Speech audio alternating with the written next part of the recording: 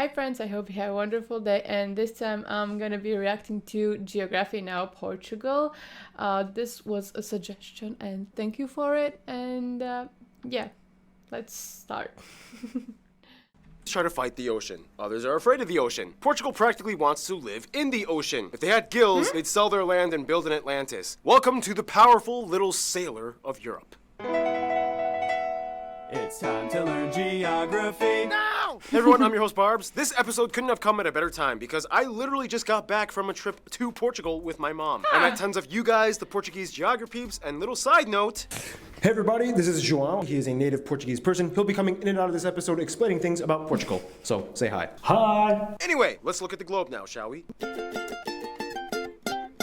Portugal is sometimes called the door to Europe. It's the start to the mainland. The Portuguese are ocean people. They need to be close to the sea. They get uncomfortable without it. With that in mind, their country is pretty ideal for them location-wise. Portugal, the rectangle-shaped country, is located at the very end of the Iberian Peninsula, surrounded by Spain on all three sides, as well as two island regions in the Atlantic. They have the westernmost point of continental Europe, Cabo de Roca, and the westernmost point of Europe's domain, the island of Santa Cruz das Flores. Important note, Portugal has one of the oldest borders in Europe and one of the oldest in the world, very much thanks to this treaty signed between these two kings back in 1297. The Spanish and Portuguese have always usually had amicable relations in regards to their states. The only kind of dispute they have is over the town of Olivença. This is not an official dispute, but most Portuguese believe that it kind of probably should be theirs because of history or something. Look it up. For what it's worth though, there's even a spot where you can zip line across this river from Portugal into Spain and travel forward 1 hour in time because for some reason Portugal decided to follow the UTC +1 zone instead of +2 like Spain, meaning that even though Galicia is on the same longitude, they are 1 hour ahead. Anyway, the country is divided into 18 districts and two. But actually, that is so interesting that you could travel 1 hour by the line, crossing the river. Yeah, that's really interesting.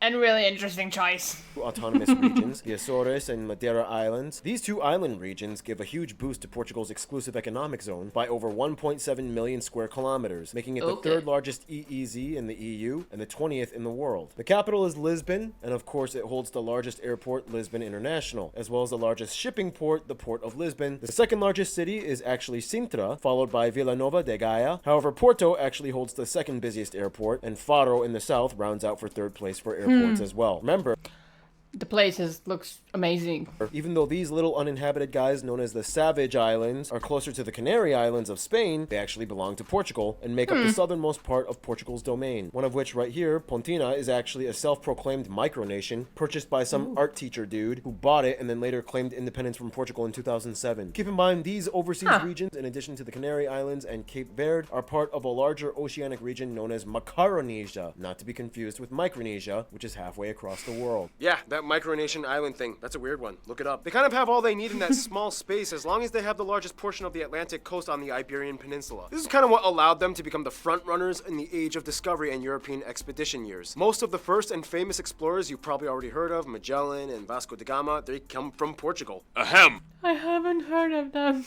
Yeah, you guys took the Arctic and Vinland like hundreds of years earlier. For what it's worth though, it's important to note that historically, not only were the Portuguese the first to kick off the age of exploration with the first discovery at the Azores and Madeira Islands, but they also had a vast empire at one point expanding across 5 continents as far as East Timor to Brazil and everything in between. The problem was, with the exception of Brazil, Angola, and Mozambique, the Portuguese really only kind of maintained numerous ports and coastal colonies that didn't encroach far inland with the connecting land masses. Their love of the ocean kind of ended up diminishing much of their land claims, and the majority of the ports were either fought over and lost or sold to other colonial powers of the 18th and 19th centuries. Nonetheless, outside of the sovereign Portuguese-speaking countries today, you will see small remnants of Portuguese influence in places like China's special autonomous region of Macau, with its Portuguese-named streets, and the churches and culture of areas like Goa, as well as Daman and Diu in India. Anyway, this segment is getting Very interesting. along. Here are some places of interest that you guys, the Portuguese people, suggested we mention in this episode. They have 17 UNESCO heritage sites. Many of them are famous. Ooh, the down one. Like, this one. All of them looks just amazing, but this one, I don't know why this really talks to me. Wow. famous monasteries or churches or sanctuaries. Sintra has that cool national palace thing, and this grotto palace. Guimarães has that castle where Portugal kind of started. Ericeira is like the best surfing spot. Pretty much the entire city of Porto with its colorful neoclassical and Baroque charm. I like that. They also have the coolest bookstore ever, What? the most beautiful McDonald's, those boulder homes in Monsanto, the castle of Óbidos. Évora has like the best historic sites and even a Portuguese Stonehenge. Coa Valley rock art sites, the world's shortest international bridge with Spain, the cemetery of anchors, the Monte Penedono Dome. Cemetery of Anchors? Seriously, didn't know that that actually exists. So interesting. Pretty much everything on Madeira Island with its beaches and botanical gardens, museums. This one is even dedicated to Ronaldo. Lisbon has so many sites like the Belém Tower, the Jerónimos Monastery, and every year there is a huge pilgrimage to the town of Fatima, one of the holiest sites in Portugal. Yeah, and that's the thing about Portugal. Like once someone finds a cool hidden natural spot, it usually gets exposed and invaded fast. And speaking of nature, that brings us to... Actually, every place that he showed, I just want to go there. I didn't know any of them, so and everything looks so amazing.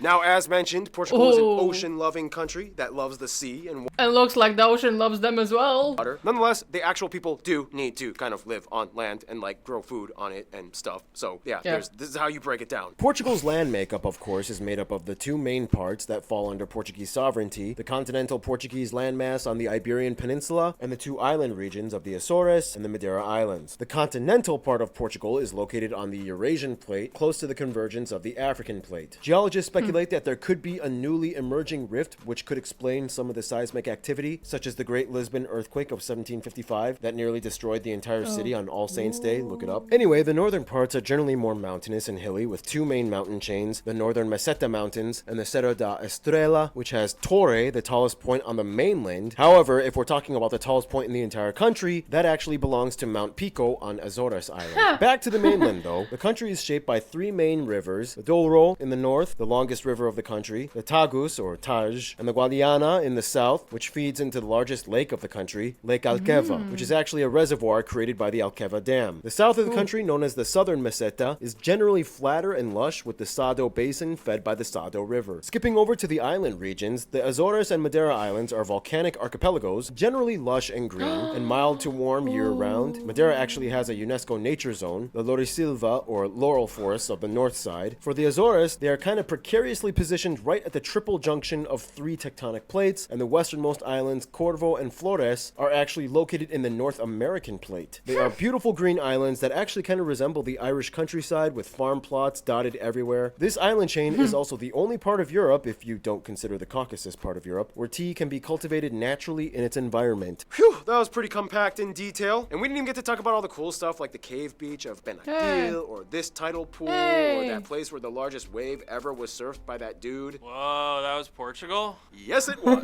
Look it up. In the meantime, you know the Hey! You just... all the interesting stuff you are just saying, just look it up.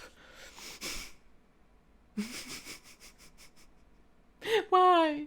Why you didn't say at least one sentence, please? Please. Oh.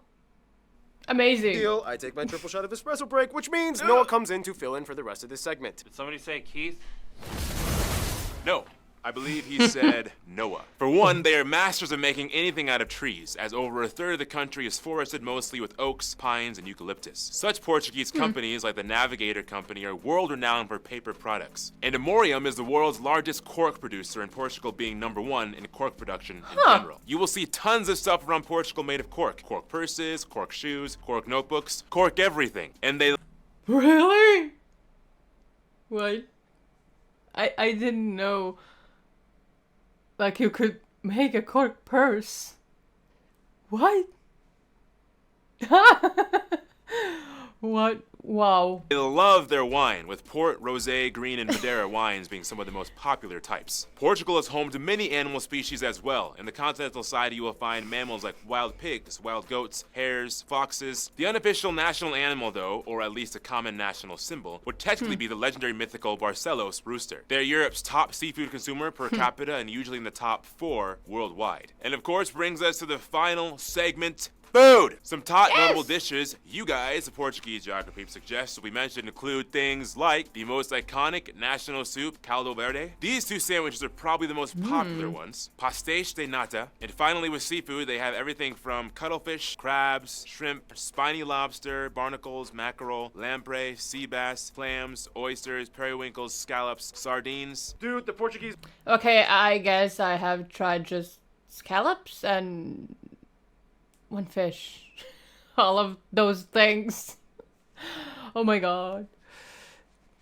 So probably I should travel there to try them out.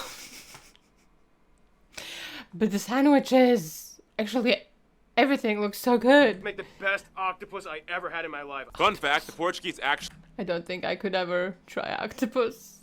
Maybe if I wouldn't know. Oh no. No, sorry. I haven't. introduced samosas to India, tempura to Japan, and England probably wouldn't have tea if the Portuguese hadn't traded with China. And of course, the most popular dish of Portugal, often seen as the national dish, bacalhau, which is salted cod, deliberately preserved and soaked before cooking. Interestingly enough, cod isn't even commonly caught off their coast, so they have to resort to importing it usually from the North Sea. Their national dish isn't even really found naturally in their own country. But what does occur naturally in Portugal are the Portuguese people. Let's meet them, shall we? Thank you, Noah. Keith again. Art, take care of this. Where am I going? Oh! You're welcome. Now, I asked João to describe the Portuguese, and here are some things he said. Desenrascanço.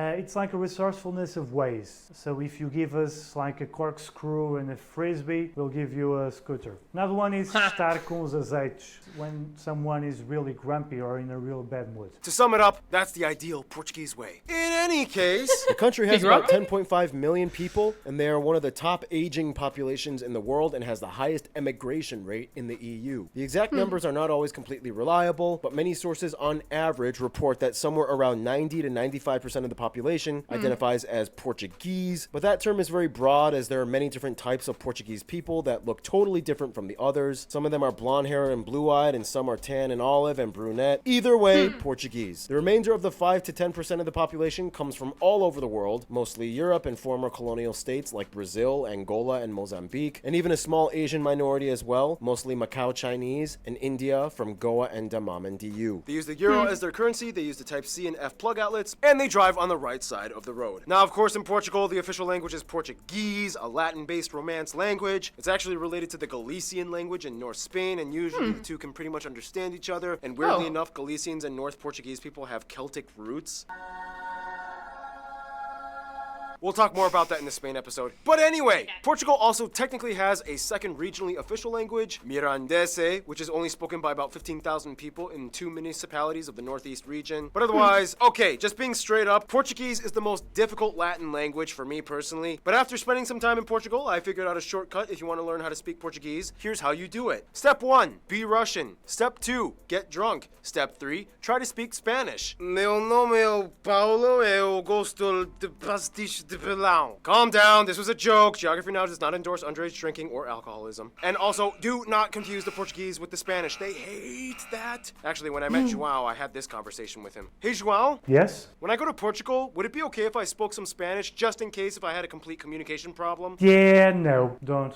Just don't. Trust me, you're better off just using English. So anyway, the Portuguese, as mentioned, have a lot of ocean history and Catholic roots. About 81% of the country identifying to varying degrees of devotion as Roman Catholic. The Portuguese aren't too quick to note that they did kind of start the Atlantic slave trade, although keep in mind the East African slave trade was actually started centuries prior by Arabs in the Indian Ocean. Moving on! Portuguese culture comes in many fascinating, vibrant forms of tradition and custom, and with that, here's Random Hannah to explain.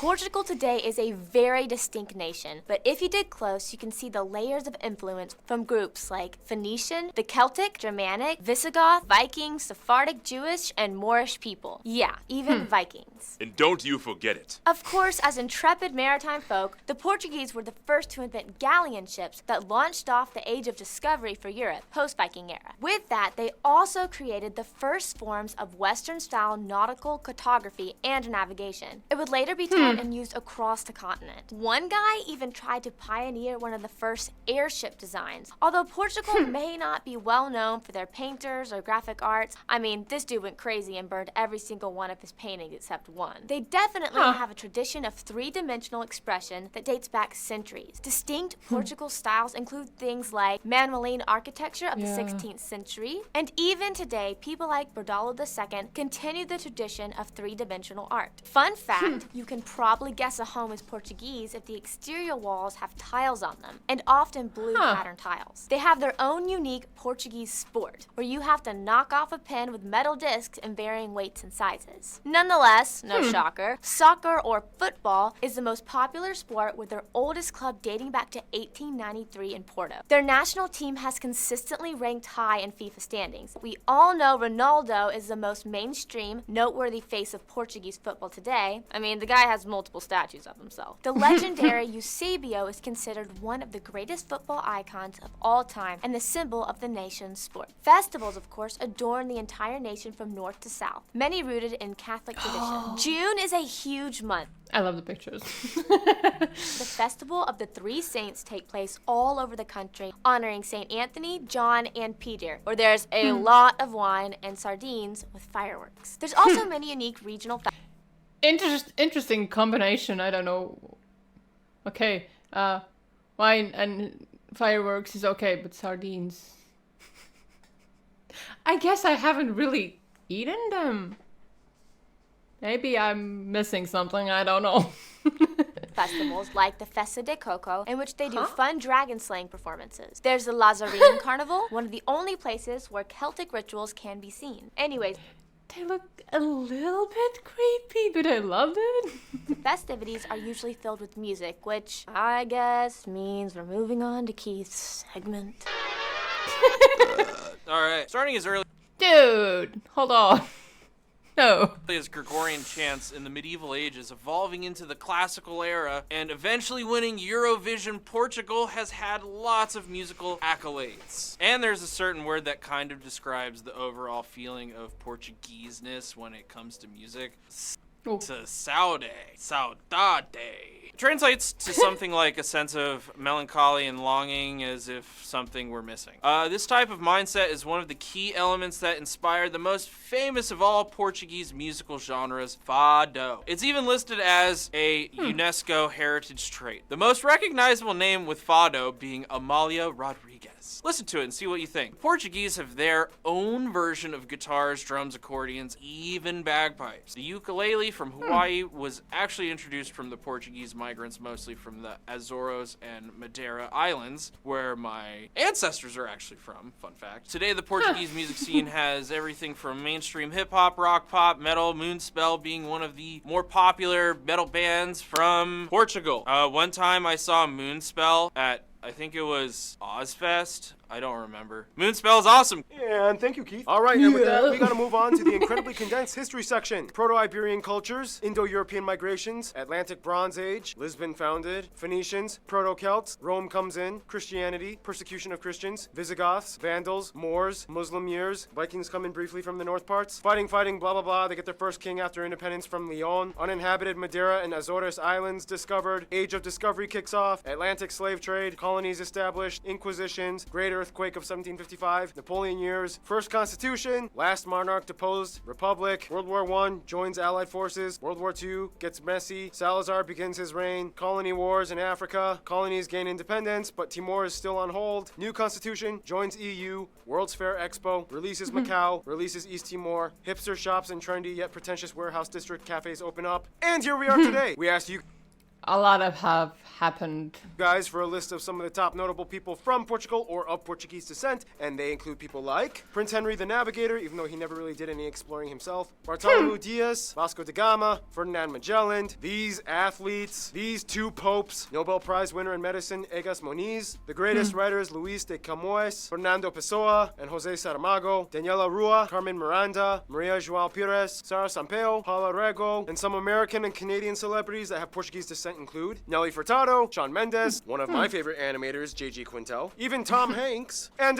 this guy, I guess, you got Portuguese, right? Yeah, totally, man. Great-grandfather was actually born. He was born in the Madeira Islands. Keith Everett. Well, as you can see by now, with their bold exploring roots, Portugal has definitely left its mark on the world. And with that, we move on to see how the mark has impacted their relationships to others around the world. Yeah, Portugal is kind of like the smallest nation that left the biggest legacy. Over 30 times more people than the population of Portugal across the world speak Portuguese than in Portugal. For one, they have the longest official alliance between two countries on Earth with the UK. Forged in 1373, they have been working alongside the British for a long time and have developed numerous bilateral policies and trade deals. Long story short, the Portuguese introduced tea to the British, and the British helped them get cod. For France, Portugal is kind of like the lean Latin boy next door who keeps trying to flirt with France, even though she's kind of dating Germany. There are more Portuguese people living abroad in France than any other nation at about 2 million. The Portuguese love the French. They enjoy the laissez-faire culture and charm and have integrated very well into French society. The Portuguese were the first Europeans to have encountered the Japanese, and much of the historical interaction reverberates to this day culturally. I mean, they founded the port city of Nagasaki, and even the word arigato is derived from the Portuguese word obrigado. Even when Japan was isolated, they traded for centuries, only with the Portuguese. Even though things got messy in the 60s and 70s, they still have close ties to their former colonies, especially Brazil, Angola, and to some extent Mozambique. Many of these people have recently moved in on separate migration waves, and today you can see many of them in major cities like Lisbon and Porto. Billions of dollars are traded with Angola annually, and Portugal even canceled Mozambique's remaining debts from independence to 2005 at nearly $400 million. Brazil is their biggest legacy. It's like the sun they fed steroids and became a massive giant bodybuilder. Today, the Brazilian dialect of Portuguese is more widely taught and distributed in media than actual Portuguese, and even after independence, the two have shared a privileged family bond that will always have high favor towards the other. For what it's worth though, when it comes to their best friend, most Portuguese might begrudgingly hate to admit it, but they kind of, at the end of the day, will always walk side by side with their oldest friend, Spain. Portugal was actually the first nation that fully emerged out of the Iberian Peninsula back when Spain was a bunch of disjointed kingdoms. Since then, they've been rivals and adversaries. During colonial years, they competed to see who could take over the Americas better. They've had centuries of conflict and treaties, alliances, unions, arguments, but in the end, they just have that Iberian culture and Latin root that ties them in so closely as brothers. In conclusion, We say that we like to keep things moderate and simple, but our history is anything but moderate and simple. Our love of water kind of spilled over into a global empire phenomenon that even us probably didn't see coming. Today, the Portuguese legacy lives on. stay tuned. Qatar is coming up next. Oh wow. Kind of short video, but still a lot of information. Seriously, all the places that he showed, just... I want to travel. I can't say it anything else. Every time there is something that I want to see. This seriously was amazing. And yeah, the food. Those sandwiches. They really... It's stuck in my brain. So yeah, oh yeah, I wanted to say that I'm kind of waiting to get 10K, and when I will get it, I'm planning to make a 10K stream, I guess. I'm a little bit nervous about it. And yeah. I'm really excited for it. And yeah. Hopefully it's gonna happen soon. I don't know. So yeah. Hope that you did enjoy this video, and if you did, please consider to leave a like and subscribe. And if you have other suggestions, please leave them in my Discord server. And yeah. Take care. Bye.